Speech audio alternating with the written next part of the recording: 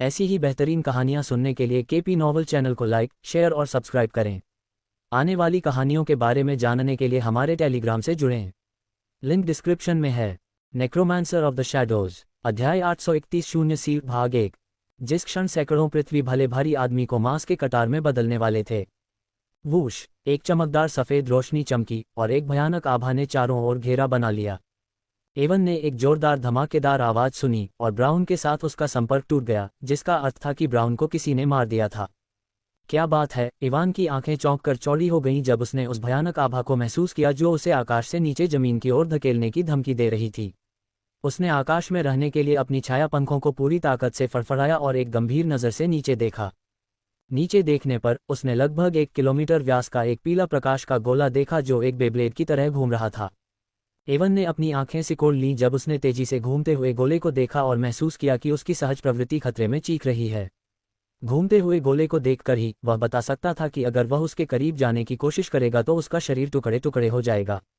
अब मुझे कम से कम पता है कि ब्राउन और उसके द्वारा बनाए गए सभी पृथ्वी भले कैसे गायब हो गए, इवान ने धीमी आवाज में कहा जब वह घूमते हुए गोले को देख रहा था। अचानक 1 किलोमीटर चौड़ा गोला सिकुड़ने लगा और इसकी घूमने की गति भी कम हो गई। कुछ सेकंड के बाद पीले गोले का आकार घटकर मात्र 10 मीटर रह गया और यह घूमना बंद हो गया। जब इवान सोच रहा था कि क्या हो रहा है, धमाका, एक धीमी धमाकेदार आवाज के साथ पीला गोला लाखों रेत के कणों में फट गया, जिससे 3 लोगों की आकृतियां दिखाई देने लगीं।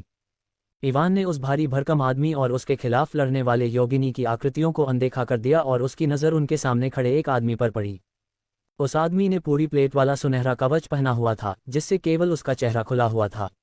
भारी भरकम आदमी की तरह वह आदमी भी लगभग 4 मीटर लंबा था, लेकिन भारी भरकम आदमी की तुलना में उसके चारों ओर का आभामंडल 10 गुना ज्यादा शक्तिशाली था।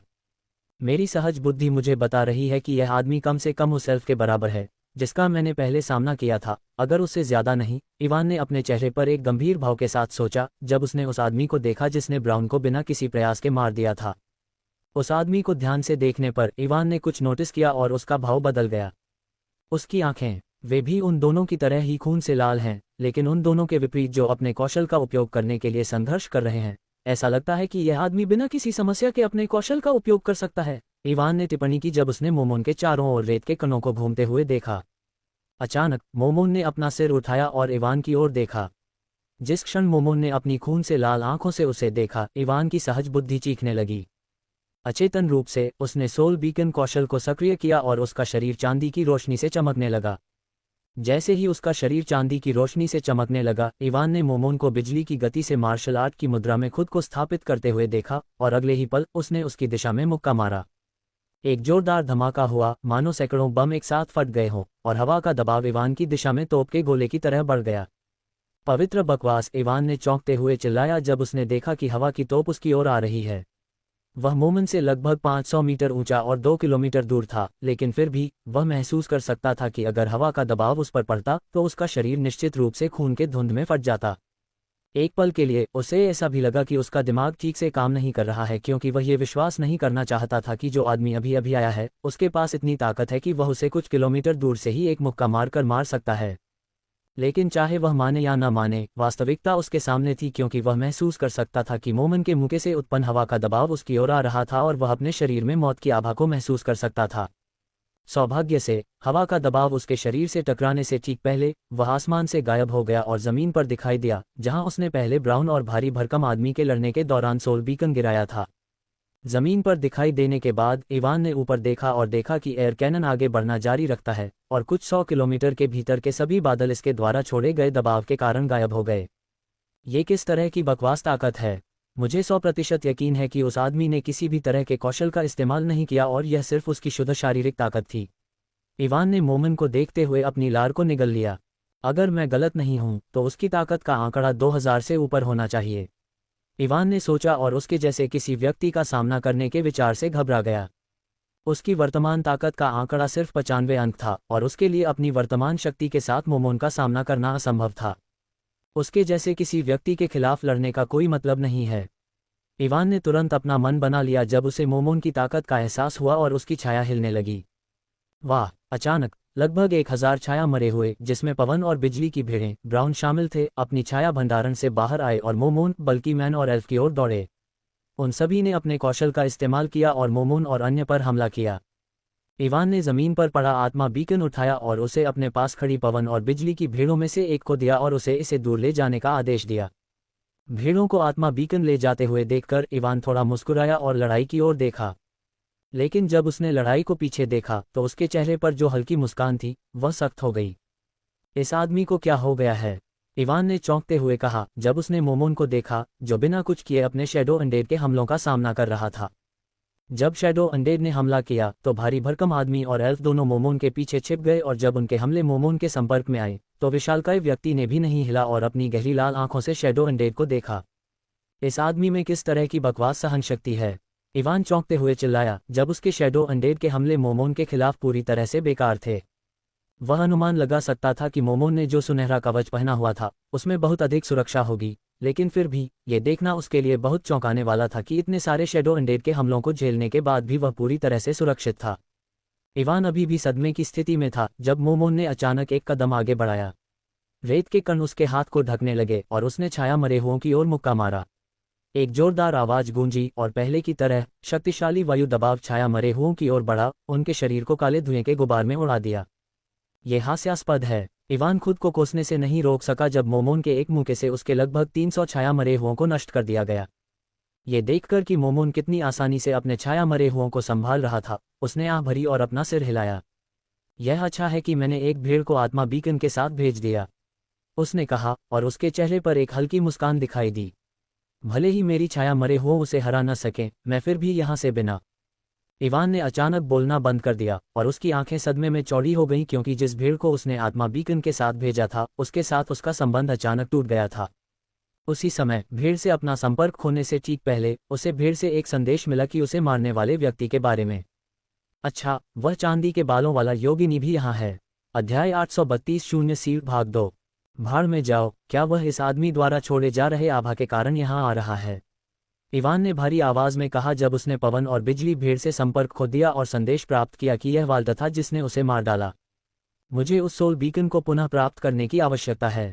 चूंकि पवन और बिजली भेड़ को वाल्ट ने मार दिया था, इसलिए उसने उसे जो मध्य स्तरीय रैंक 1 सोल बीकन दिया था वह भी उसी स्थान पर गिरा जहां उसे मारा गया था।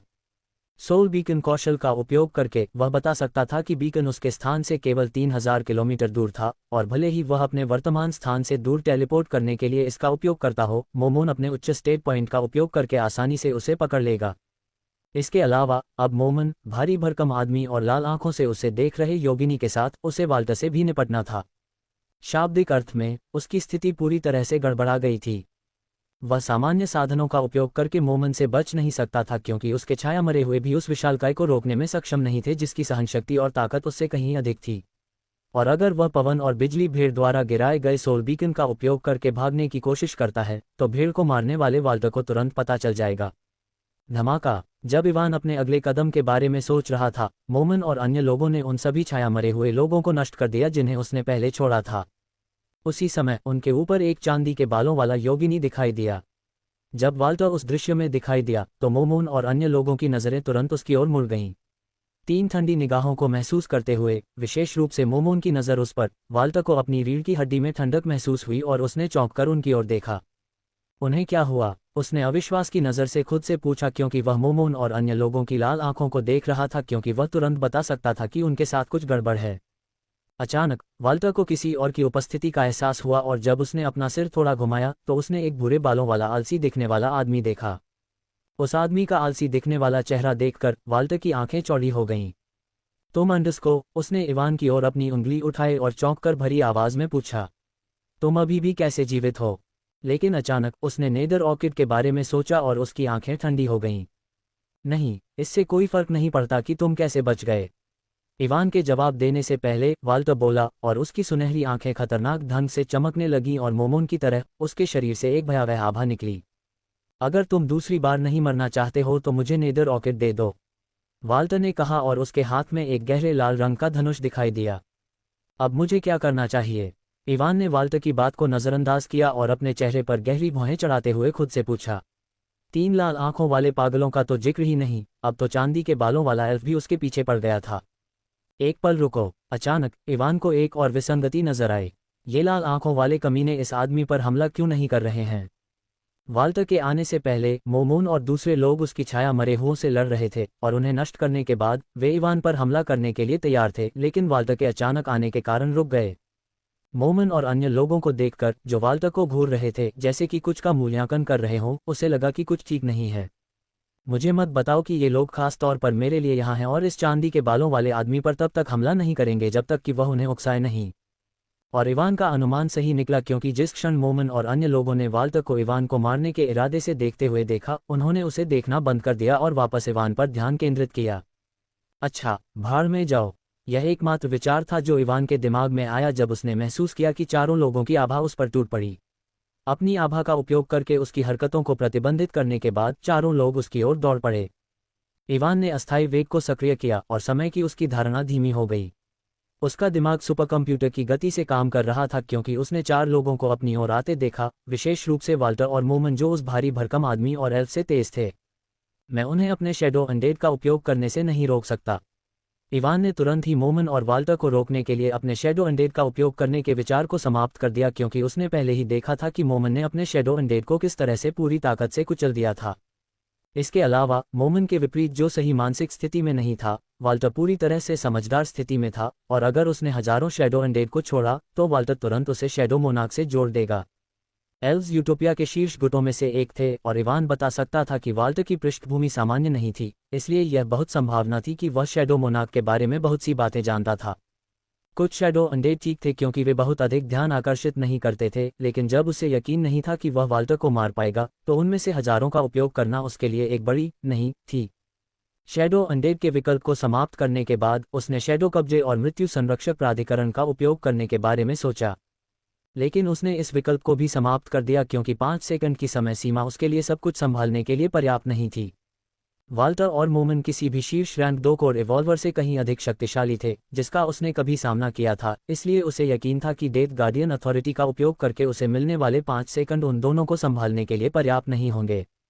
उनकी देखभाल करने के बारे में भूल जाओ, उसे ये भी यकीन नहीं था कि वह उन 2 क्षमताओं का उपयोग करके बच सकता है या नहीं। डेथ गार्डियन अथॉरिटी और शैडो पोजेशन का उपयोग करने के बाद भी उसके स्टेट पॉइंट 2000 से अधिक नहीं होंगे, इसलिए ये गारंटी नहीं थी कि वह यहाँ से बच पाएगा। लगता है मुझे इसका उपयोग करना होगा, इवान ने आह भरी जब वह कोई समाधान नहीं ढूंढ पाया और किसी ऐसी चीज के बारे में सोचा जिसका वह उपयोग नहीं करना चाहता था। हालांकि वह इस कौशल का उपयोग नहीं करना चाहता था, लेकिन वह जानता था कि उसके पास कोई विकल्प नहीं है।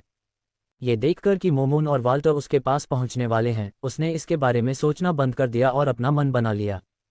अभी भी टेम्पोरल वेलोसिटी का उपयोग करते हुए इवान ने एक गहरी सांस ली और उसके अंदर की शून्य ऊर्जा हिलने लगी। धीरे धीरे शून्य ऊर्जा से बना एक पारदर्शी बुलबुला उसके शरीर से बाहर निकलने लगा, जिसके केंद्र में इवान था, और इसका आकार प्रकाश की गति से बढ़ने लगा। धीमी गति में इवान ने देखा कि मोमोन, वाल्टर और अन्य बुलबुले के अंदर फंस गए थे। जिस क्षण वे अंदर फंस गए, इवान की काली आंखों में गहरे बैंगनी रंग की ऊर्जा चमक उठी और उसने अपना मुंह खोल दिया।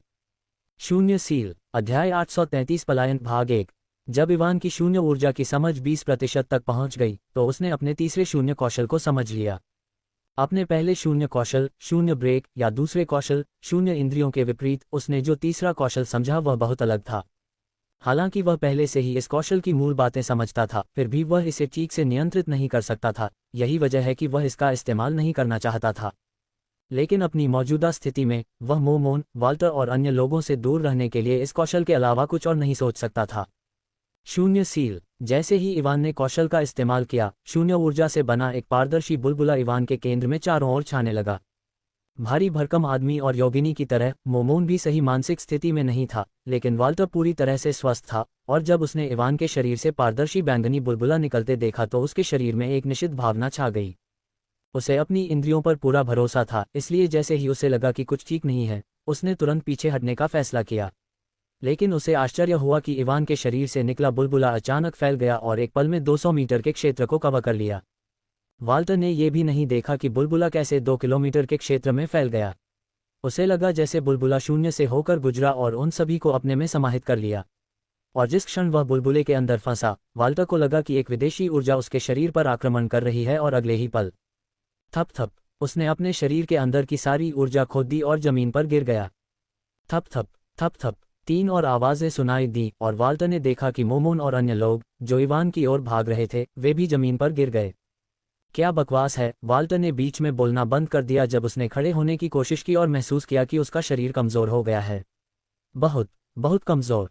ऐसा लगा जैसे उसकी सारी शक्तियां उससे छीन ली गई हों और वह एक सामान्य व्यक्ति बन गया हो। उसकी शारीरिक शक्ति, उसकी आध्यात्मिक शक्ति, उसका विश्वसार, उसकी वैचारिक ऊर्जा, सब कुछ सील हो गया था। अपने शरीर की स्थिति को महसूस करते हुए वाल्टर को अपनी रीढ़ की हड्डी में ठंडक महसूस हुई क्योंकि उसे एहसास हुआ कि वह पूरी तरह से सामान्य व्यक्ति बन गया है। उसके मूल को एक अजीब बैंगनी ऊर्जा ने सील कर दिया था जो उसे अपनी शक्तियों का उपयोग करने से रोक रही थी। उसने मोमोन और अन्य लोगों को देखा और पाया कि उसकी तरह ही उन्होंने भी अपनी शक्तियां खो दी हैं। मुझे नहीं पता कि उसने क्या किया, लेकिन हमारी मौजूदा स्थिति में वह हम सभी को आसानी से मार सकता है। वाल्टर ने अपने चेहरे पर एक चिंतित भाव के साथ सोचा और अपना सिर इवान की दिशा में घुमाया। लेकिन जब उसने इवान की दिशा में देखा तो उसका मुंह सदमे से खुला रह गया। उद्धरण चिन्ह ... उसने चौंक कर चिल्लाया जब उसने इवान को जमीन पर लेटे हुए देखा और उसका चेहरा सख्त हो गया था। मोमोन और अन्य लोगों के विपरीत, जिनकी शक्तियां केवल सीलबंद थीं, ऐसा लग रहा था जैसे इवान का पूरा शरीर सीलबंद हो गया था और वह अपनी उंगली भी नहीं हिला सकता था। ये किस तरह का बीमार कौशल है? वाल्टर ने अपने चेहरे पर एक अजीब भाव के साथ बड़बड़ाया जब उसने इवान को सख्त भाव के साथ जमीन पर लेटे हुए देखा। अरे, इसीलिए मैं इस कौशल का उपयोग नहीं करना चाहता था। इवान ने मन ही मन कोसा क्योंकि उसे कौशल के दुष्प्रभाव महसूस हुए और वह अब अपने शरीर को हिला नहीं सकता था। अचानक उसकी छाया हिलने लगी और मुर्गे के सिर और वायवन के शरीर वाला एक विशाल पक्षी उसकी छाया भंडारण से निकला, जिसने उसे अपनी पीठ पर उठा लिया। जिस क्षण रॉकी छाया भंडारण से निकला, मोमोन और अन्य लोगों की तरह वह भी शून्य सील कौशल से प्रभावित हुआ और उसकी शक्तियां सील कर दी गईं। हालांकि रॉकी को इससे कोई फर्क नहीं पड़ा क्योंकि इवान को अपनी पीठ पर उठाने के बाद उसने अपने पंख फड़फड़ाए और वहां से उड़ गया। जब वाल्टर ने यह दृश्य देखा तो उसकी आंखें चौड़ी हो गईं और वह जल्दी से रॉकी के पीछे भागा। रुको, जाने से पहले मुझे नेदर ऑर्किड दे दो, उसने हताश स्वर में चिल्लाया क्योंकि ये दूसरी परीक्षा को पूरा करने के लिए उसे केवल यही चाहिए था। लेकिन रॉकी सिर्फ वाल्टर के कहने पर नहीं रुका और उड़ता रहा। अपनी शक्तियों को सील कर देने और अपने विश्वसार का उपयोग करने में असमर्थ होने के कारण वाल्टर केवल ये देख सकता था कि रॉकी इवान को उससे दूर ले जा रहा है। जब वह उदास महसूस कर रहा था, उसने देखा कि रॉकी अचानक आसमान से नीचे उतरा और जंगल में प्रवेश कर गया। वाल्टर ने यह देखकर भ्रमित हो गया, लेकिन अगले ही पल उसकी अभिव्यक्ति बदल गई क्योंकि उसने महसूस किया कि उसकी शक्तियों को प्रतिबंधित करने वाली बैंगनी ऊर्जा गायब हो गई और उसने अपनी ताकत वापस पा ली। ये देखते हुए कि वह केवल एक मध्यम स्तर का रैंक 1 कोर रिवॉल्वर था, मुझे पहले ही अनुमान लगा लेना चाहिए था कि वह लंबे समय तक मेरी शक्तियों को प्रतिबंधित नहीं कर पाएगा। वाल्टर ने शाप दिया जब उसे इस महत्वपूर्ण तथ्य का एहसास हुआ और उसकी आध्यात्मिक इंद्रियां तुरंत बाहर की ओर फट गईं। एक पल में दसियों हजार किलोमीटर की दूरी तय कर ली। अपनी आध्यात्मिक इंद्रियों के माध्यम से उसने इवान को एक भेड़ की पीठ पर भागते हुए देखा जिसे उसने पहले मार दिया था। इवान ने अपनी शून्य ऊर्जा का उपयोग करके वाल्टर और अन्य लोगों पर जो प्रतिबंध लगाए वे 4 सेकंड से भी कम समय तक चले, इसलिए भले ही वह पहले भाग गया था, फिर भी वह वाल्टर और अन्य लोगों से 100 किलोमीटर से भी कम दूरी पर था, जो कि पीक रैंक 2 कोर रिवॉल्वर के लिए व्यावहारिक रूप से कुछ भी नहीं था। लेकिन अचानक अपनी आध्यात्मिक इंद्रियों के माध्यम से वाल्टर ने इवान के शरीर को चांदी की रोशनी से चमकते हुए देखा और वह गायब हो गया। जब उसकी आध्यात्मिक इंद्रियों ने क्षेत्र की एक बड़ी सीमा को कवर किया तो वाल्टर ने इवान को उस स्थान पर दिखाई दिया जहां उसने पहले भेड़ को मारा था। यह एक अजीब टेलीपोर्टेशन कौशल है। जब वाल्टर ने इवान को कुछ हजार किलोमीटर दूर टेलीपोर्ट करते देखा तो उसने दिलचस्पी से भरी आवाज में कहा, लेकिन उसे इसकी बहुत परवाह नहीं थी क्योंकि इवान अभी भी उसकी आध्यात्मिक इंद्रियों की सीमा के भीतर था और जब तक वह अपनी इंद्रियों की सीमा के भीतर था, वाल्टर को यकीन था कि अपनी उच्च चपलता का उपयोग करके इवान को पकड़ना उसके लिए मुश्किल नहीं होगा। वाल्टर की तरह ही मोमोन और अन्य लोगों ने भी अपनी शक्ति वापस पा ली और मोमोन ने भी अपनी आध्यात्मिक इंद्रियों का उपयोग करके इवान को ढूंढ लिया। इवान को खोजने के बाद मोमोन जल्दी से उसकी दिशा में भाग गया। भारी भरकम आदमी और लाल आंखों वाले योगिनी ने मोमोन का पीछा करने की कोशिश की, जो जंगल को नष्ट करते हुए इवान की ओर भाग रहा था। वाल्टर मोमोन और अन्य लोगों की स्थिति के बारे में उत्सुक था, लेकिन उसकी वर्तमान प्राथमिकता इवान से नेदर ऑर्किड को लेना था, इसलिए उसने इसके बारे में बहुत अधिक नहीं सोचा और आग के पंखों का उपयोग करके नीले आकाश में उड़ गया और इवान का पीछा किया। अध्याय 834 पलायन भाग 2। जब वाल्टर, मोमन और अन्य लोग इवान को ले जा रही विंड एंड लाइटनिंग भेड़ का पीछा कर रहे थे तो जंगल में एक पेड़ के ऊपर मच्छर के आकार का एक आदमी छिप गया। उस आदमी का शरीर पारदर्शी था, मानो वह अदृश्य हो, और वाल्टर और अन्य लोगों को उड़ते हुए देखकर उसने राहत की सांस ली। छोटे आदमी के कान तीखे थे और उसका चेहरा सुंदर था, जो पहले एक खास कौशल का उपयोग करने के कारण अभी भी थोड़ा कठोर था। वाल्टर और अन्य लोगों के उसकी नज़र से ओझल होने के बाद वह आदमी तुरंत विपरीत दिशा में उड़ गया। मच्छर के आकार का होने के बावजूद जिस गति से वह आदमी उड़ रहा था वह सामान्य शुरुआती स्तर के रैंक 2 कोर रिवॉल्वर से कम नहीं थी। जो आदमी भाग रहा था वह स्पष्ट रूप से इवान था, और जहां तक उसके शरीर के आकार की बात है, उसने नेक्रोस के अद्वितीय कौशल साइज मैनिपुलेशन का उपयोग करके इसे बदल दिया। जिस तरह ये कौशल शरीर के आकार को बढ़ा सकता है, उसी तरह इसका विपरीत तरीके से भी उपयोग किया जा सकता है। आखिरकार इस कौशल का नाम साइज मैनिपुलेशन था, न कि गिगेंटिफिकेशन। हालांकि इवान को अपने आकार को मच्छर के आकार में कम करने का एहसास अच्छा नहीं लगा। आखिरकार कोई भी व्यक्ति अपने शरीर के आकार को मच्छर के आकार में छोटा नहीं करना चाहेगा। इसके अलावा अपने शरीर के आकार को कम करना काफी थका देने वाला था। अपने पूरे विश्वसार का उपयोग करने के बावजूद वह 3 मिनट से अधिक समय तक इस आकार को बनाए नहीं रख सका, और अपनी उपस्थिति को छिपाने के लिए वह शैडो वॉक कौशल के अदृश्यता प्रभाव का भी उपयोग कर रहा था, इसलिए ये समय और भी कम हो गया।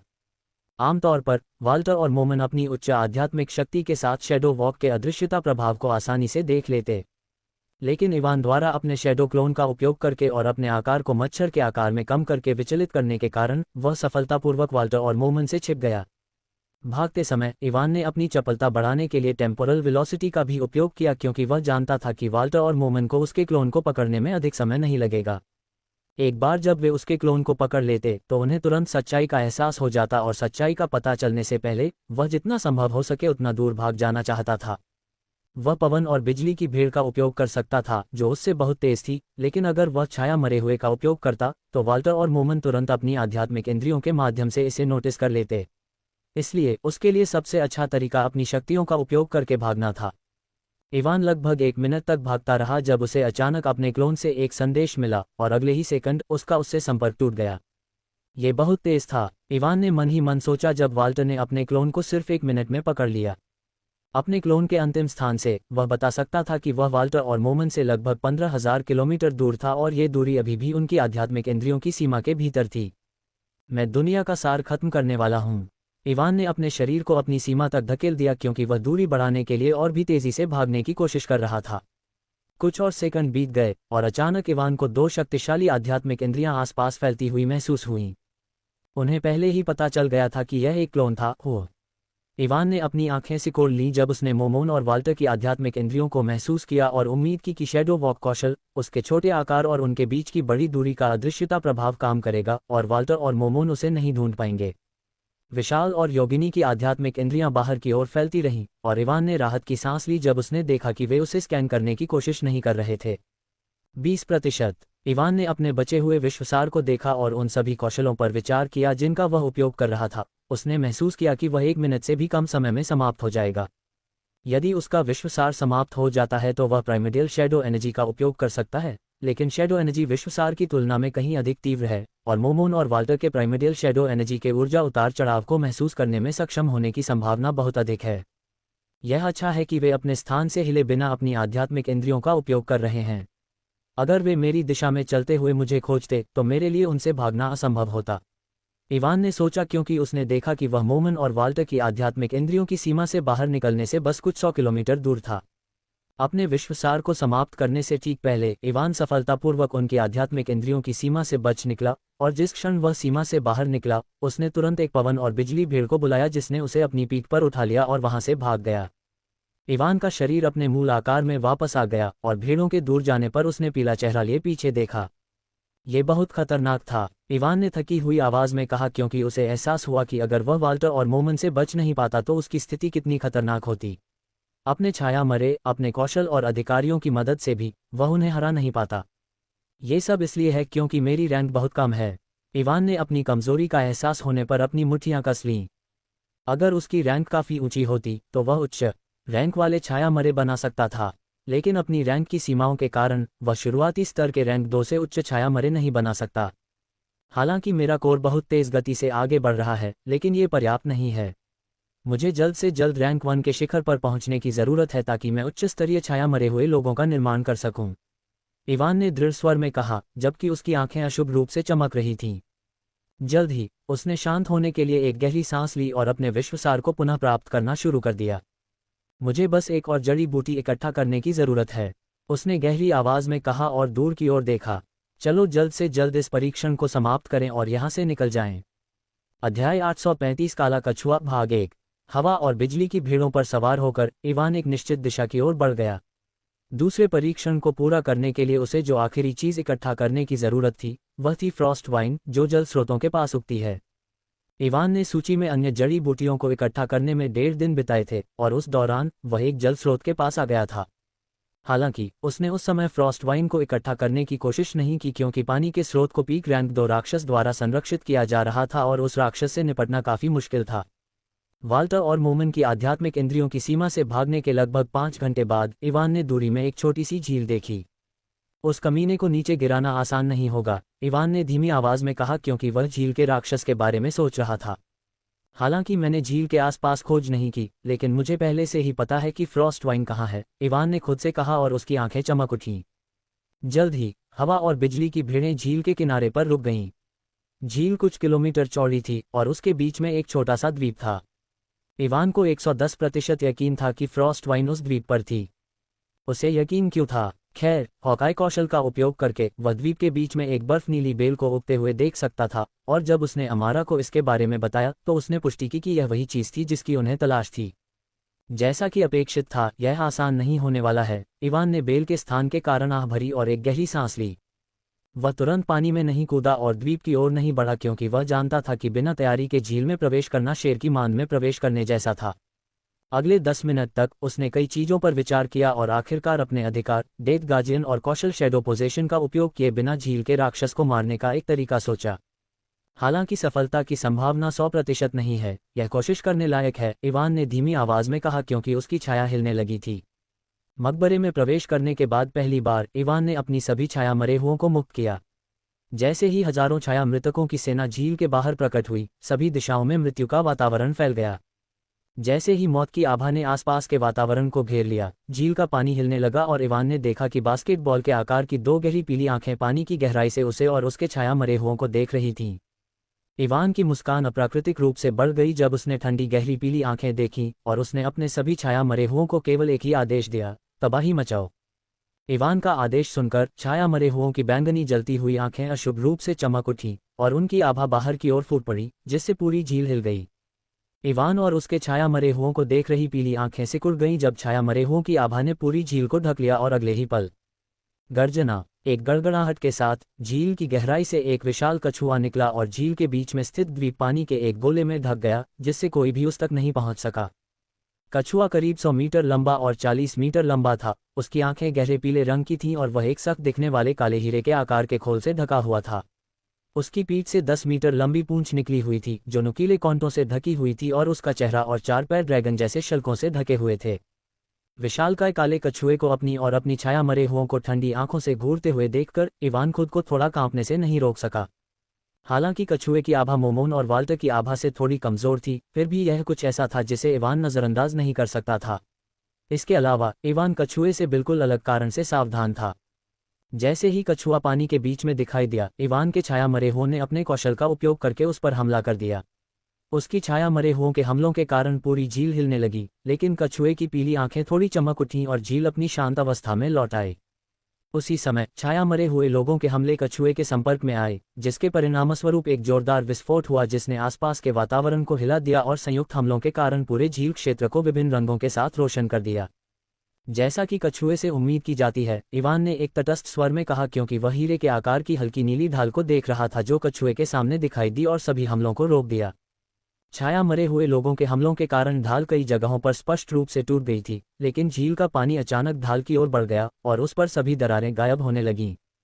एक्वा सहित कुछ छाया मरे हुए लोग पानी के नीचे से कछुए पर हमला करने के लिए पानी में कूद गए, लेकिन जिस क्षण वे कूदे, पानी में जान आ गई और उनके शरीर को चीर-फाड़ कर रख दिया, जैसे कि झील एक निषिद्ध स्थान था जहां कोई भी व्यक्ति मर जाएगा।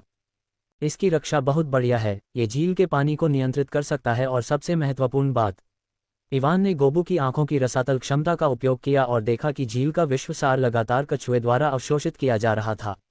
उद्धरण चिन्ह ... जब तक यह आदमी झील के अंदर है, तब तक इसके पास विश्वसार की असीमित आपूर्ति है। इवान ने एक गहरी सांस ली और ग्रोथ लिंक कौशल के दूसरे प्रभाव का उपयोग करके अलबेलू का कौशल लिया। रक्त बिजली उसके शरीर को ढकने लगी और उससे एक रक्तपिपासु आभा निकलने लगी। अपने हमले जारी रखो। चाहे कुछ भी हो, रुकना मत, उसने अपनी छाया मरे से कहा और आकाश में ऊंची उड़ान भरी, जिससे रक्त बिजली का एक निशान पीछे छूट गया। इवान के आदेश का पालन करते हुए छाया मरे ने एक बार फिर कछुए पर हमला किया, लेकिन पहले की तरह कछुए ने अपने कौशल और झील की शक्ति का उपयोग करके उनके सभी हमलों को रोक दिया। इवान एक क्षण के लिए आसमान में रुक गया, और जब उसने देखा कि उसकी छाया के हमले अभी भी काम नहीं कर रहे हैं, तो उसने एक गहरी सांस ली और आकाश की ओर गोली चलाई, जिससे आकाश के बीच में खूनी बिजली का एक निशान पीछे छूट गया। अध्याय 836 काला कछुआ भाग 2। 1000 मीटर, 5000 मीटर, 10,000 मीटर, 20,000 मीटर। इवान आसमान में ऊंचा चढ़ता रहा और पीछे खूनी बिजली की एक लकीर छोड़ता रहा। जैसे जैसे वह वायुमंडल की अलग अलग परतों से गुजरता गया, उसके आसपास का तापमान कम होने लगा।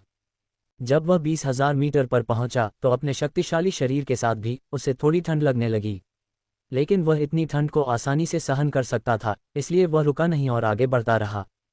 25,000 मीटर, 35,000 मीटर। जब वह 35,000 मीटर पर पहुंचा तो तापमान बिल्कुल अलग स्तर पर गिर गया और इवान के आसपास की खूनी बिजली भी जमने लगी। जब इवान को लगा कि ठंड के कारण उसका शरीर अकड़ने लगा है, तो उसने अपनी आंखें सिकोड़ लीं और नीचे देखा। काफी नहीं है, इवान ने नीचे देखने के बाद कहा और खुद को खूनी बिजली से ढकने के लिए और ज्यादा शक्ति का इस्तेमाल किया। 40,000 मीटर, 45,000 मीटर। जल्द ही बर्फ की परत ने रक्त बिजली को ढकना शुरू कर दिया और इवान के लिए इसे नियंत्रित करना मुश्किल हो गया। लेकिन उसने अपने दांत पीस लिए और तब तक आगे बढ़ता रहा जब तक वह 50,000 मीटर की ऊंचाई तक नहीं पहुंच गया।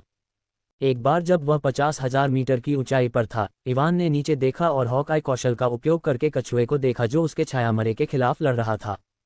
पहले कछुआ सिर्फ बचाव कर रहा था, लेकिन अब उसने पानी का उपयोग करके हमला करना शुरू कर दिया और कई छाया मरे पहले ही मारे जा चुके थे।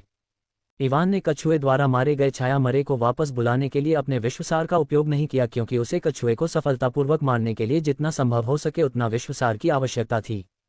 मैं चाहूं तो और भी ऊपर जा सकता हूं, लेकिन यह ऊंचाई पर्याप्त से अधिक होनी चाहिए, इवान ने बुदबुदाया जब उसने कछुए को अपने छाया मरे के खिलाफ लड़ते हुए देखा और अपना हाथ आगे बढ़ाया। जैसे ही उसने अपना हाथ बढ़ाया, कार्नेज उसके छाया भंडार से बाहर निकल आया और उसने उसे पकड़ लिया। ब्लड लाइटनिंग ने राइफल को ढकना शुरू कर दिया और ब्लड लाइटनिंग की रक्तपिपासु प्रकृति के कारण कार्नेज के चारों ओर भयावह आभा पूरी तरह से अलग स्तर पर बढ़ गई। कार्नेज को अपने हाथों में पकड़े हुए इवान ने एक गहरी सांस ली और उसका पूरा शरीर रक्त लाल रंग से चमकने लगा, क्योंकि ब्लड लाइटनिंग ने उसे पूरी तरह से ढक लिया था। चलो इस बकवास परीक्षण को पूरा करते हैं और यहाँ से निकल जाते हैं, इवान ने ठंडी आवाज में कहा और अपने शरीर को उल्टा कर दिया। उसने कार्नेज को पीछे से पकड़ लिया और उसके थूथन को कछुए की ओर रखा जो उसके ठीक नीचे था। धीरे धीरे उसके शरीर को ढकने वाली ब्लड लाइटनिंग की चमक बढ़ने लगी और इवान ने कार्नेज के साथ अपने शरीर को एक ड्रिल की तरह घुमाना शुरू कर दिया। ब्लड लाइटनिंग पर अपने नियंत्रण का उपयोग करते हुए उसने धीरे धीरे अपनी घूमने की गति बढ़ा दी और कुछ ही सेकंड में वह इतनी तेज गति से घूम रहा था कि उसके आसपास की जगह हिलने लगी।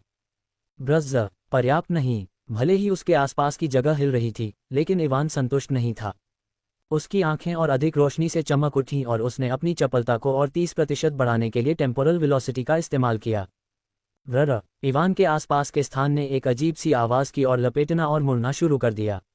एक शक्तिशाली दबाव ने आकाश को ढक लिया और भले ही इवान आकाश में लगभग 50,000 मीटर ऊंचा था, फिर भी कछुए को उसकी हरकतों के कारण बाहर आ रही खतरनाक आभा का एहसास हुआ। खतरा महसूस करते हुए कछुए ने अपना सिर उठाया और आकाश की ओर देखा।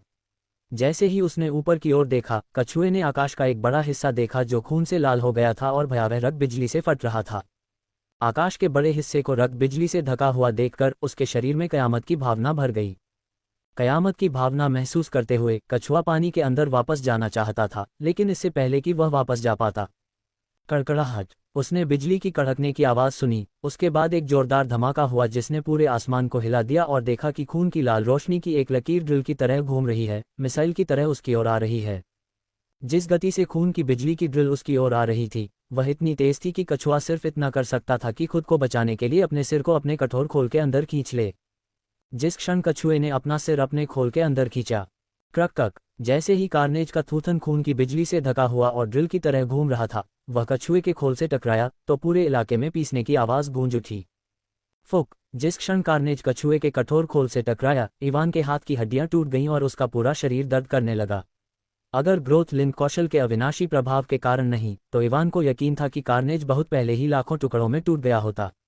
अपने हाथों से आ रहे दर्द को महसूस करते हुए इवान ने अपने दांत पीस लिए और अपने विश्वसार का उपयोग करके रक्त बिजली की शक्ति को बढ़ाया, जिसके परिणामस्वरूप उसकी घूमने की गति में वृद्धि हुई।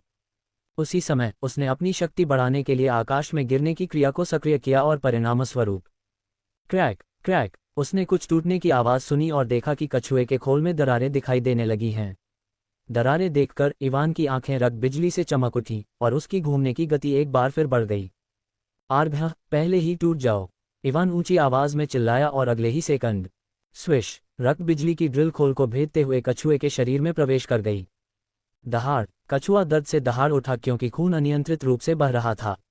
उसके खोल को नष्ट करने के बाद कार्नेज ने कछुए की पीठ को भेद दिया, जिससे इवान उसके शरीर में प्रवेश कर गया।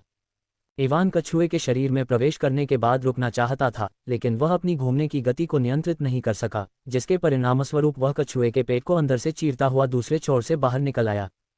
दहाड़, कछुआ दर्द से दहाड़ने लगा क्योंकि उसके घाव से खून के रिसाव के कारण झील का पानी लाल होने लगा था।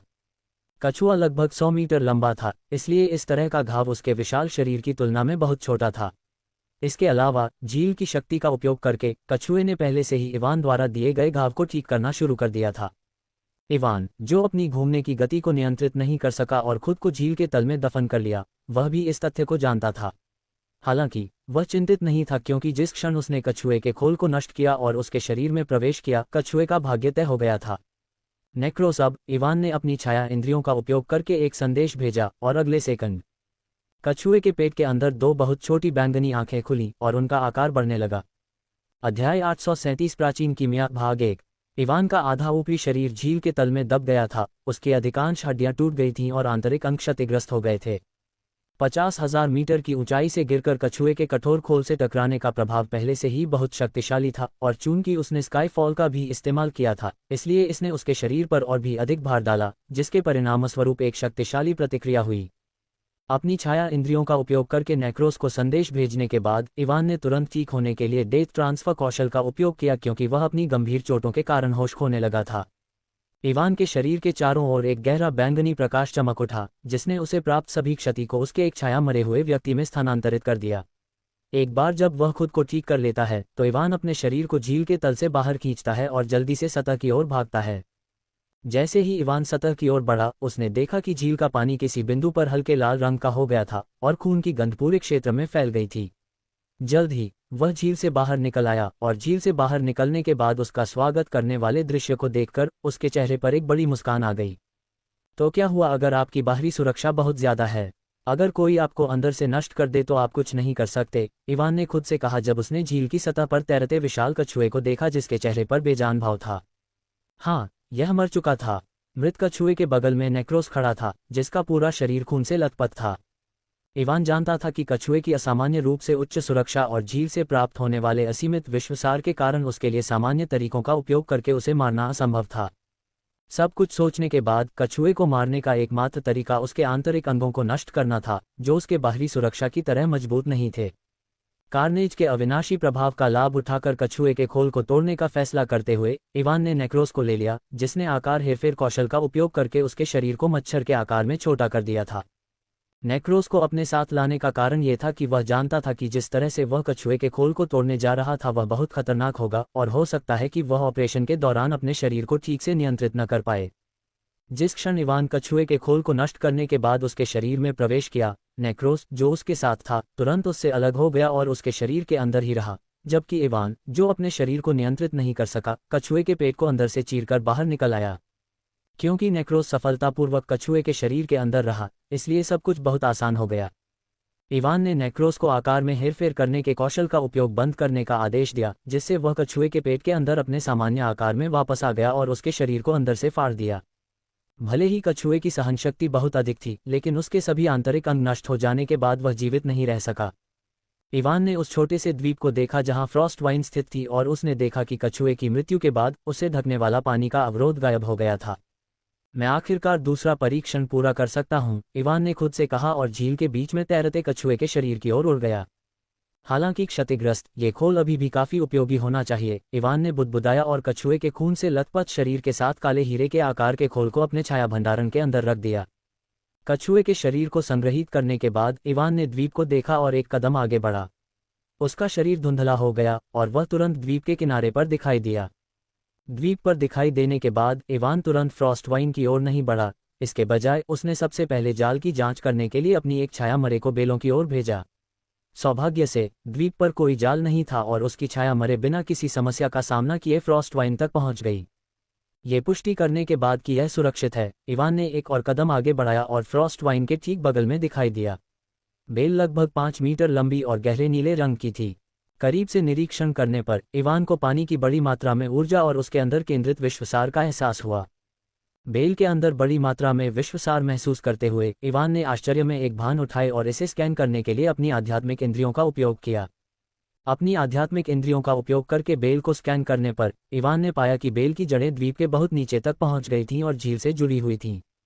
क्या ये हो सकता है कि कछुए को इस बेल से विश्वसार की असीमित आपूर्ति मिल रही थी? इवान ने आश्चर्य व्यक्त किया जब उसने बेल और झील के बीच संबंध देखा। हालांकि वह बेल के बारे में उत्सुक था, उसने दूसरे परीक्षण को पूरा करने और बाद में इस मामले के बारे में सोचने के लिए इसे इकट्ठा करने का फैसला किया। जिस क्षण इवान ने फ्रॉस्टवाइन एकत्र की, दूसरे परीक्षण की शुरुआत में उसे प्राप्त जड़ी बूटियों की सूची उसकी जेब से उड़कर उसके सामने मंडरा गई। इवान ने एक जिज्ञासु भाव के साथ तैरती हुई सूची को देखा और जल्द ही देखा कि सूची में 5 जड़ी बूटियों के नाम एक दूसरे के साथ उलटने लगे, जिससे कागज पर एक अजीब रून बन गया। इवान ने आश्चर्य में एक भान उठाई जब उसने देखा कि क्या हो रहा था, लेकिन उसने कुछ नहीं किया और धैर्यपूर्वक प्रतीक्षा की। 1 मिनट से भी कम समय में रून पूरा हो गया और जैसे ही यह समाप्त हुआ, कागज इवान की ओर उड़ गया और उसके शरीर से चिपक गया। इवान ने अपने हाथ की हथेली को देखा जहां कागज खुद से चिपका हुआ था और देखा कि यह उसके हाथ के अंदर रिस रहा था और जल्द ही गायब हो गया उसकी नज़र से। दूसरा परीक्षण पूरा हो चुका है। जिस क्षण कागज उसकी हथेली में समाया, इवान ने अपने सिर के अंदर एक आवाज़ सुनी और उसका शरीर चांदी की रोशनी से चमकने लगा। इवान ने पीछे झील को देखने के लिए मुड़कर देखा और कुछ ही सेकंड में वह छोटे से द्वीप से गायब हो गया। अध्याय 838 प्राचीन कीमिया भाग 2। ये कौन सी जगह है? इवान ने खुद को उलझन में पूछा क्योंकि उसने खुद को एक पत्थर के कमरे में पाया। ये कमरा उस कमरे से बहुत बड़ा था जहां उसने अपना पहला परीक्षण किया था और पहले कमरे के विपरीत, जो खाली था, इस कमरे के अंदर बहुत सी चीजें थीं। उसके दाईं ओर सैकड़ों अलग अलग तरह की किताबों से भरी एक बुक शेल्फ थी, जो सभी काफी प्राचीन लग रही थीं। उसके सामने उसने एक गहरे कांस्य रंग की कीमिया कड़ाही देखी। कड़ाही की बाहरी सतह पर अजीबोगरीब रून उकेरे गए थे और इसे देखकर ही इवान बता सकता था कि यह कोई सामान्य चीज नहीं थी। अपनी बाईं ओर देखने पर उसने एक छोटा मंच देखा जहां 3 स्टोरेज रिंग रखे हुए थे। मंच पर कई रून उकेरे गए थे जो सभी हल्के से चमक रहे थे। इवान ने जब ये सारी चीजें देखीं तो उसकी भौहें तन गईं और उसे समझ नहीं आया कि आगे क्या करना है। जैसे ही वह सोच रहा था कि उसे क्या करना चाहिए, उसके सिर के अंदर वह आवाज़ गूंज उठी जो उसने अपने पहले और दूसरे ट्रायल के दौरान सुनी थी। तीसरे और अंतिम ट्रायल में प्रवेश करने के लिए अपने पुरस्कार एकत्र करें। इवान को आश्चर्य नहीं हुआ जब उसने अपने सिर के अंदर की आवाज़ सुनी क्योंकि उसे पहले से ही इसकी आदत हो रही थी, लेकिन उसने जो शब्द सुने उसने उसे निश्चित रूप से आश्चर्यचकित कर दिया। पुरस्कार, इवान ने धीमी आवाज़ में कहा और उसकी आंखें सितारों की तरह चमक उठीं। तो ये किताबें, कड़ाही और स्टोरेज रिंग दूसरे ट्रायल को पूरा करने के लिए मेरा इनाम है। अपने सामने मौजूद सभी चीज़ों के बारे में सोचते हुए इवान इतना उत्साहित था कि वह किताबों की ओर बढ़ने ही वाला था, लेकिन अचानक उसे कुछ सूझा और उसने अपनी एक छाया मरे को बुलाया। उसे बुलाने के बाद उसने उसे शेल्फ से एक किताब लाने का आदेश दिया। अफसोस से बेहतर है कि सुरक्षित रहें, इवान ने खुद से कहा क्योंकि उसने छाया मरे हुए को बुक शेल्फ की ओर बढ़ते देखा। उसे अपने सिर के अंदर बोलने वाली आवाज़ पर पूरा भरोसा नहीं था, इसलिए हालांकि उसे अपनी आध्यात्मिक इंद्रियों का उपयोग करके कोई जाल नहीं मिला, फिर भी उसने सावधानी से काम करने का फैसला किया। इसके अलावा मोमून और अन्य लोगों का मामला अभी भी था। उसे नहीं पता था कि उनके साथ क्या हुआ और वे कठपुतलियों की तरह क्यों काम कर रहे थे। क्या होगा अगर वे पहले और दूसरे परीक्षण को पास करने के बाद इस कमरे में कठपुतलियों में बदल जाते हैं? इवान ने खुद से कहा और अपनी सतर्कता और भी बढ़ा दी। वह जानता था कि अधिकांश लोग पुरस्कारों के बारे में सुनने के बाद अपनी सतर्कता कम कर देंगे और लापरवाही से काम करेंगे, लेकिन वह ऐसा नहीं करने वाला था। मैं उनकी तरह चलती फिरती कठपुतली नहीं बनना चाहता, इवान ने दूसरे परीक्षण के अंत में अपने हाथ में घुसे कागज को देखने के लिए अपनी आध्यात्मिक इंद्रियों का उपयोग करते हुए कहा। इवान को इस कागज से परेशान न होने का एकमात्र कारण ये था कि वह जानता था कि वह अपनी आदिम छाया ऊर्जा या विश्वसार का उपयोग करके इसे जब चाहे नष्ट कर सकता है। अगर उसे कागज से थोड़ा भी खतरा महसूस होता तो वह इसे बहुत पहले ही नष्ट कर देता। बुकशेल्फ के सामने पहुंचने के बाद छाया मरे हुए ने एक किताब निकाली, लेकिन कुछ नहीं हुआ। इवान ने उस किताब को देखा जिसे छाया मरे हुए ने निकाला था और उसके कवर पर कुछ लिखा हुआ देखा। प्राचीन कीमिया का रास्ता। इवान ने शीर्षक पढ़ते ही भौहें चढ़ा दी और छाया मरे हुए से कुछ और किताबें निकालने को कहा। छाया मरे हुए ने इवान के आदेश का पालन किया और शेल्फ से कुछ और किताबें निकालीं। इवान ने किताबों को ध्यान से देखा और पाया कि वे सभी कीमिया के बारे में थीं और उनमें से अधिकांश पर प्राचीन शब्द लिखा था। क्या ये प्राचीन कीमिया सामान्य कीमिया से अलग है? इवान ने जोर से सोचा और ये देखकर कि बुक शेल्फ सुरक्षित थी, वह उसकी ओर चला गया और सभी किताबों को अपने छाया भंडारण के अंदर रख दिया। अमारा, उसने सभी किताबों को अपने छाया भंडारण के अंदर रखने के बाद कहा। मैं उन्हें तुरंत देखूंगा। इवान की बात सुनकर अमरा ने उत्साहित स्वर में उत्तर दिया। उसके स्वर से यह स्पष्ट था कि वह नई कीमिया से संबंधित पुस्तकों के बारे में उत्साहित थी। किताबें रखने के बाद इवान ने छाया मरे हुए को कड़ाही की ओर भेजा। पहले की तरह छाया मरे हुए को कड़ाही में कुछ भी गलत नहीं लगा। ये पुष्टि करते हुए कि कड़ाही भी ठीक थी, इवान उसकी ओर चला गया। जैसे ही वह कड़ाही के सामने रुका, इवान को उसमें से एक अजीब सी आभा निकलती हुई महसूस हुई। जब उसने कड़ाही को छुआ तो उसकी जानकारी उसके सामने प्रकट हुई, और जब इवान ने कड़ाही के बारे में जानकारी देखी तो उसका दिल लगभग उसकी छाती से बाहर निकल गया। डार्क फीनिक्स कड़ाही, निम्न स्तरीय रैंक 4 प्राचीन कीमिया करने के लिए विशेष रूप से बनाए गए विशेष रूनों के साथ उत्कीर्ण एक कड़ाही। पवित्र बकवास। इवान ने कड़ाही की रैंक देखकर कसम खाए बिना नहीं रह सका। रैंक 4, ये बकवास धातु का बर्तन एक रैंक 4 कलाकृति है, इवान ने चौंकते हुए कहा। उसका सिर घूम रहा था। उसने शांत होने के लिए कुछ गहरी सांसें लीं, और जब वह अपने संयम पर वापस आया तो उसे समझ नहीं आया कि उसे खुश होना चाहिए या निराश। वह खुश था कि उसे रैंक 4 का कड़ाही मिला, लेकिन साथ ही उसे निराशा भी हुई कि यह एक कड़ाही थी और कोई और कलाकृति नहीं थी जिसका वह उपयोग कर सकता था। गंभीरता से, अब मुझे लग रहा है कि मुझे भी कीमिया सीखनी चाहिए ताकि मैं इस चीज़ का उपयोग कर सकूं। इवान ने अपना सिर हिलाते हुए कहा और कड़ाही के बारे में जानकारी को एक बार फिर देखा। प्राचीन कीमिया करने के लिए विशेष रूप से बनाया गया एक कड़ाही हो। अब इवान 100% निश्चित था कि यह प्राचीन कीमिया जो भी थी, ये निश्चित रूप से सामान्य कीमिया से अलग थी। यदि यह सामान्य कीमिया थी तो इसे आसानी से एक सामान्य कड़ाही में किया जा सकता था, लेकिन चूंकि इसके लिए विशेष रूनों से उत्कीर्ण एक कड़ाही की आवश्यकता थी, इसलिए यह बहुत स्पष्ट था कि यह कुछ अलग था। मुझे अपना जवाब तब मिलेगा जब अमारा कुछ किताबें पढ़ लेगी जो मुझे पहले मिली थीं, इवान ने खुद से कहा और शैडो अनडेड को उस प्लेटफॉर्म की ओर भेज दिया जहां स्टोरेज रिंग्स थीं। जब शैडो अनडेड ने पुष्टि की कि प्लेटफॉर्म में कुछ भी गड़बड़ नहीं है, इवान रिंग्स की ओर चला गया। वह उस प्लेटफॉर्म के सामने रुका जहां रिंग्स थीं और उनमें से एक को उठा लिया। आपको तीसरे और अंतिम परीक्षण के स्थान पर टेलीपोर्ट करना। जिस क्षण इवान ने एक रिंग उठाए, उसने अपने सिर के अंदर की आवाज़ सुनी, और इससे पहले कि वह अन्य 2 रिंग्स ले पाता या शिकायत कर पाता, एक सफ़ेद रोशनी चमकी और वह कमरे से गायब हो गया। अध्याय 839 कोर वैदिक भाग 1। अब ये बकवास मुझे परेशान कर रही है। इवान की चिढ़भरी आवाज़ एक पूरी तरह से अंधेरे स्थान में गूंज रही थी जहां रोशनी का एक कण भी दिखाई नहीं दे रहा था। वह अपने चेहरे पर भावहीन भाव के साथ जमीन पर बैठा था, लेकिन उसके शरीर से निकलने वाली आभा चिल्ला रही थी कि वह बहुत नाराज है। मुझे लगता है कि 8 घंटे से ज्यादा हो चुके हैं, इवान ने खुद से कहा, क्योंकि उसने उस समय की गणना की थी जब वह अंधेरे स्थान में फंसा हुआ था। रिवॉर्ड रूम से दूर टेलीपोर्ट होने के बाद उसने खुद को इस अंधेरे स्थान में पाया। पहले तो वह बहुत ज्यादा सतर्क था क्योंकि उसके सिर के अंदर सुनी गई आवाज़ के अनुसार यह आखिरी परीक्षण था और उसे लगा कि यह काफ़ी खतरनाक होगा। लेकिन 1 घंटे तक इंतजार करने के बाद भी कुछ नहीं हुआ। इवान इस स्थिति के कारण काफ़ी उलझन में था, इसलिए उसने अंधेरे स्थान की खोज शुरू कर दी, लेकिन उसे निराशा हुई। 3 घंटे से अधिक समय तक इधर उधर देखने के बाद भी उसे कुछ नहीं मिला। ऐसा लग रहा था जैसे उसे एक अंतहीन दुनिया में फेंक दिया गया हो, जहां सिर्फ अंधेरा ही अंधेरा हो। घंटों खोजबीन के बाद भी कुछ न मिलने पर इवान ने अपने कुछ छाया मरे हुओं को इधर उधर देखने के लिए भेजा, और नतीजा वही रहा और उसके छाया मरे हुओं को भी कुछ नहीं मिला। आवाज़ के अनुसार मुझे आखिरी परीक्षण के स्थान पर टेलीपोर्ट किया जाना चाहिए था, तो यहाँ क्या चल रहा है? इवान झुंझलाहट में बड़बड़ाया, अपनी स्थिति को न समझ पाने के कारण चिढ़ गया। उसने अपनी नसों को शांत करने के लिए गहरी सांस ली और अपनी आंखें बंद कर लीं। कुछ मिनटों के बाद उसने अपनी आंखें खोली और गहरी सांस छोड़ी।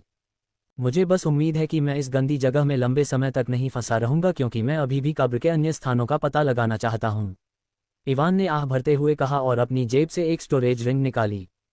उसने जो स्टोरेज रिंग निकाली वह रिंग थी जो उसे रिवॉर्ड रूम में मिली थी, और 8 घंटे से अधिक समय से अंधेरे स्थान के अंदर फंसे होने के बावजूद उसने इसकी सामग्री की जांच नहीं की थी, क्योंकि वह उस जगह से निकलने का रास्ता खोजने पर केंद्रित था। चलो उम्मीद करते हैं कि रिंग के अंदर की चीजें मेरे मूड को बेहतर बनाएंगी और मुझे यहाँ बर्बाद हो रहे समय की भरपाई करेंगी, इवान ने कहा और अपनी आध्यात्मिक इंद्रियों का उपयोग करके रिंग के अंदर देखा। रिंग के अंदर देखने पर इवान हैरान रह गया क्योंकि उसे उम्मीद थी कि रिंग दुर्लभ चीजों से भरी होगी, लेकिन इसके अंदर केवल 3 चीजें थीं। हाँ, मुझे बस उम्मीद है कि ये 3 चीजें बेकार नहीं होंगी।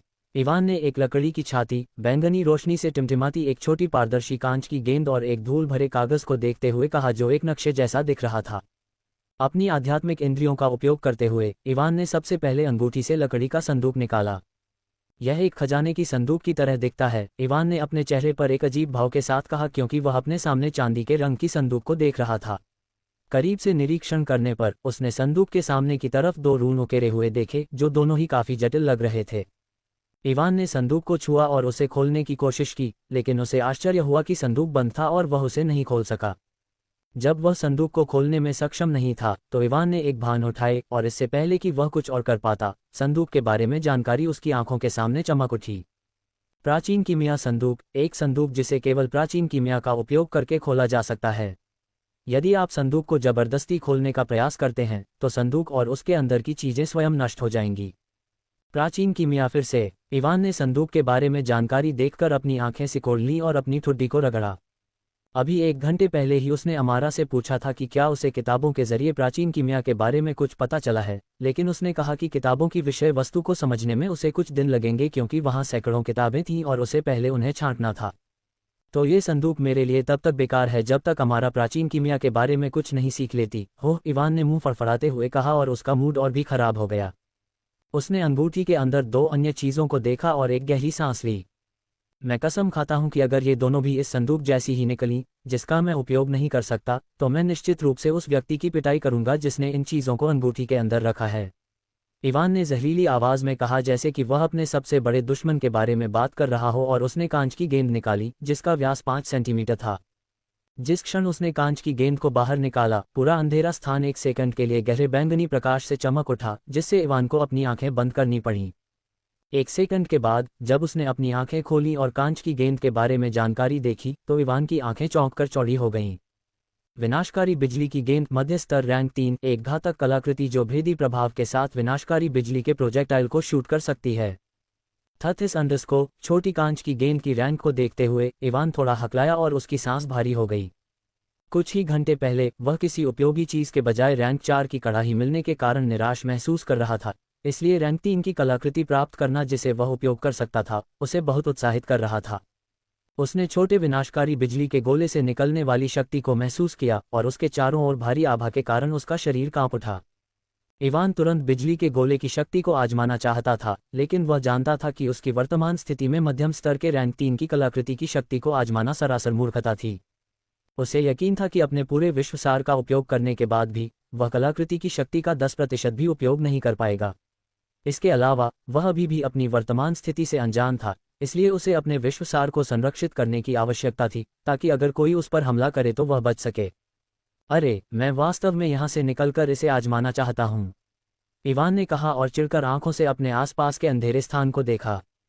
कुछ सेकंड के बाद उसने अपना सिर हिलाया और बिजली के गोले को नीचे रख दिया। रैंक 3 की कलाकृति को नीचे रखने के बाद उसने रिंग के अंदर मौजूद आखिरी चीज को देखा। चलो आशा करते हैं कि यह चीज भी कुछ कमाल की हो, इवान ने धीमी आवाज में कहा और रिंग से धूल भरा कागज निकाला। अध्याय 840 कोर वैदिक भाग 2। इवान ने स्टोरेज रिंग से धूल भरा कागज निकाला और जैसा कि उसने उम्मीद की थी, यह एक नक्शा था। क्या ये खजाने का नक्शा है? इवान ने उत्सुक स्वर में बड़बड़ाया और नक्शे को देखा। यह अंडरस्को, और जैसे ही उसने नक्शे को देखा उसकी आंखें चौंक कर चौड़ी हो गईं और उसके चेहरे पर एक गंभीर भाव दिखाई दिया। नक्शा 3 भागों में विभाजित था और इसे समझना बहुत आसान था। कुछ सेकंड के लिए नक्शे को देखने के बाद इवान ने टीम ब्लैक द्वारा बनाए गए मैदान का नक्शा निकाला और इसकी तुलना धूल भरे नक्शे के तीसरे भाग से की। कुछ मिनटों तक नक्शों की तुलना करने के बाद उसने एक गहरी सांस ली और कांपती आवाज में कहा, यह निश्चित रूप से पूरे मकबरे का नक्शा है। इवान को रिंग में जो नक्शा मिला वह मकबरे का नक्शा था और टीम ब्लैक द्वारा बनाए गए नक्शे के विपरीत रिंग में जो नक्शा मिला वह पूरे मकबरे का था। तीसरी परत से लेकर पहली परत तक नक्शे में मकबरे के बारे में सारी जानकारी थी। टीम ब्लैक के विपरीत, जिन्होंने नक्शे पर मिलने वाले हर एक खजाने या कलाकृति को चिन्हित किया, इवान को रिंग में मिले नक्शे पर केवल 3 चीजें चिन्हित थीं। उसे दो चीज़ों के बारे में नहीं पता था, लेकिन नक्शे पर चिन्हित चीज़ों में से एक ऐसी चीज़ थी जो किसी को भी उत्साह में ला सकती थी। इवान ने नक्शे के शीर्ष भाग को देखा जो मकबरे की पहली परत का प्रतिनिधित्व करता है और उसके ऊपर कुछ लिखा हुआ एक क्रॉस मार्क देखा। उसके ऊपर जो लिखा था उसे पढ़कर ही इवान का खून उत्तेजना में उबलने लगा। समय तरल, उसने धीमी आवाज में कहा और नक्शे पर लिखे शब्दों को ध्यान से देखा। समय तरल के अलावा तीसरी परत में एक और जगह चिन्हित थी, और जब उसने चिन्हित स्थान के ऊपर लिखे शब्दों को पढ़ा तो किसी कारण से उसकी पूरी आत्मा कांप उठी, जैसे कि उसे जल्द से जल्द वहां जाने के लिए प्रेरित कर रही हो। कोरवेदी। इवान ने चिन्हित स्थान पर लिखे शब्दों को बुदबुदाया और अपने दिल के अंदर एक अजीब सी भावना को बढ़ता हुआ महसूस किया। उत्साह, चिंता और सबसे महत्वपूर्ण बात, मनोरंजन की भावना, जैसे कि उसे अभी कुछ मजेदार मिल गया हो। आखिर क्या हो रहा है? इवान ने अपनी उबलती भावनाओं को शांत करने के लिए कुछ गहरी सांसें लीं और अपना सिर हिलाया। उसकी नज़र कुछ सेकंड के लिए कोरवेदी शब्दों पर टिकी रही, फिर उसने उसे देखना बंद कर दिया और अपनी नज़र उस क्षेत्र पर ले गया जो मकबरे की दूसरी परत का प्रतिनिधित्व करता है। दूसरे क्षेत्र का प्रतिनिधित्व करने वाले मानचित्र पर तीसरा स्थान चिन्हित किया गया था और इवान उस स्थान को अच्छी तरह से जानता था। क्या ये वह स्थान नहीं है जहां मैं जिस गुफा में गया था वह स्थित है? इवान ने अपने चेहरे पर एक शिकन के साथ बड़बड़ाया और चिन्हित स्थान के ऊपर लिखे शब्दों को देखा। ऑक्टेवियस का घोंसला। इवान का चेहरा अजीब हो गया जब उसने देखा कि नक्शे पर क्या लिखा था, क्योंकि वह समझ नहीं पाया कि ऑक्टेवियस के घोंसले का क्या मतलब है। एक सेकंड रुको। अचानक इवान के दिमाग में कुछ क्लिक हुआ और उसकी आंखें सिकुड़ गईं। अगर मुझे सही से याद है तो सीड ने मुझे बताया था कि मकबरे का इलाका कभी भी एक जैसा नहीं रहता है। हर बार जब मकबरा खुलता है तो उसका पूरा इलाका बेतरतीब ढंग से बदल जाता है। इवान ने बड़बड़ाते हुए अपने हाथों में धूल भरे नक्शे को देखा। अगर मकबरे का इलाका बेतरतीब ढंग से बदलता है तो यह नक्शा मकबरे के मौजूदा इलाके से कैसे मिलता जुलता हो सकता है? नक्शे की हालत देखकर ही इवान बता सकता था कि इसे बहुत पहले बनाया गया था, और अगर इसे अतीत में बनाया गया था तो नक्शा मकबरे के मौजूदा इलाके से कैसे मेल खाता है जिसे बेतरतीब ढंग से तय किया गया था। क्या ऐसा हो सकता है कि नक्शा बनाने वाले व्यक्ति के पास भविष्य देखने की क्षमता थी? इवान ने अपने चेहरे पर एक अजीब सी नज़र के साथ बड़बड़ाया और उसे लगा कि उसका सिर घूम रहा है। उफ, आखिर क्या चल रहा है? पहले मैं इस घटिया जगह में फंस गया और अब यह नक्शा। इवान ने अपनी भौहों को रगड़ते हुए कहा और उसे बहुत तेज सिरदर्द महसूस हुआ। उसने तीसरी परत को दर्शाने वाले क्षेत्र को देखा और पाया कि तीसरी परत में कोई निशान नहीं था। तीसरी परत का सिर्फ एक सामान्य नक्शा था जो समतल जमीन और तीसरी परत के अन्य क्षेत्रों को दर्शाता है। यह अजीब हो रहा है। इवान ने अपने हाथों में नक्शा देखते हुए आह भरते हुए कहा। कुछ मिनट तक नक्शा देखने के बाद इवान ने एक बार फिर आह भरी और अपना सिर हिलाया। इस बारे में सोचने का कोई मतलब नहीं है कि यह नक्शा मकबरे के मौजूदा इलाके से कैसे मेल खा सकता है, उसने कहा और पहली परत के क्षेत्र को देखा, खास तौर पर वह क्षेत्र जहां कोरवेदी को चिन्हित किया गया था। मुझे यहां से निकल जाना चाहिए, इवान ने कहा और नक्शे को अपने शैडो स्टोरेज के अंदर प्राचीन कीमिया चेस्ट और विनाश बिजली बॉल के साथ रख दिया। उन्हें रखने के बाद वह खड़ा हुआ और एक बार फिर से बाहर निकलने का रास्ता ढूंढने लगा। दुर्भाग्य से 10 घंटे और बीत जाने के बाद भी उसे कुछ भी ऐसा नहीं मिला जिससे वह डार्क प्लेस से बचकर निकल सके। आखिर यह जगह क्या है? इवान ने गुस्से से भरी आवाज में चिल्लाया और जमीन पर मुक्का मारा, जिससे उसके आसपास का इलाका कांप उठा। अरे, अगर मुझे बाहर निकलने का कोई रास्ता नहीं मिला तो मैं इस पूरी जगह को नष्ट कर दूंगा, इवान ने ठंडी आवाज में कहा और अपने सभी शैडो अनडेड को बुलाने वाला था। लेकिन इससे पहले कि वह अपने शैडो अनडेड को बुला पाता, सभी प्रतिभागी आ चुके हैं। तीसरा ट्रायल शुरू करते हुए इवान ने अपने सिर के अंदर वही आवाज सुनी और उसका शरीर डार्क प्लेस से गायब होने लगा। आवाज सुनकर इवान चौंक गया, लेकिन जल्द ही उसे होश आ गया और उसने जो शब्द सुने थे उन पर ध्यान केंद्रित किया। प्रतिभागी, इवान ने सोचा और अपनी आंखें सिकोड़ लीं। क्या ऐसा हो सकता है कि मुझे तीसरे ट्रायल को पास करने के लिए दूसरे लोगों से प्रतिस्पर्धा करनी पड़े? इवान के चारों ओर की चांदी जैसी रोशनी तेज हो गई और एक चमक के साथ वह अंधेरे अंतरिक्ष से गायब हो गया।